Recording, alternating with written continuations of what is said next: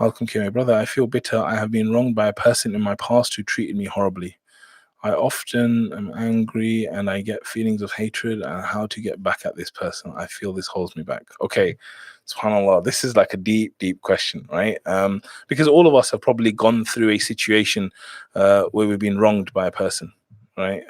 You know, there's a story in my head I'm thinking about, and you know, it's just like everyone's been wronged, and it's very, very difficult to let go. It's very, very difficult to, you know, get to a place where you let go. But I think what you need to realize is that you have to let go.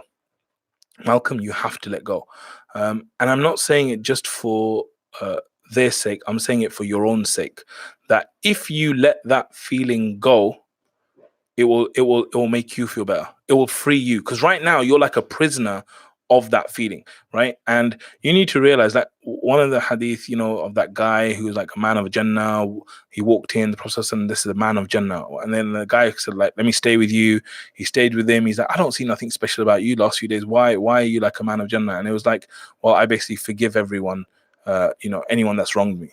Like before I go to bed or something like that. I'm paraphrasing again, please don't quote me, but I forgive everyone. So this whole thing like of forgiveness and forgiving people is huge, right?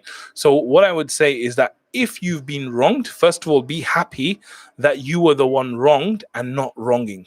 Okay, be happy that you were the one oppressed and not the one oppressing, because the one who's oppressing, he's in big trouble. Right? And you need to know Allah is going to deal with that person. Whether you do anything to them or not, Allah will deal with that person. So what I would say is that realize that if you forgive that person, you forgive that person. I know it sounds crazy because of what they did to you, but if you forgive that person, then that could be a huge thing for you to go to Jannah. And it shows Allah that you are willing to forgive other people, which inshallah will mean that Allah will forgive you as well. So I would say try and forgive them, one, for the sake of Allah, two, to make yourself free from this. Because right now it's a burden, like you're so angry at that person, it holds you back. Accept it. If you didn't do anything wrong in that situation, accept it as the qadr of Allah and be like, you know what, this is the qadr of Allah. There's nothing I could have done to stop it. This person did what they did. I was innocent. Alhamdulillah, this is Allah's qadr. I accept it. Let's move on. Right?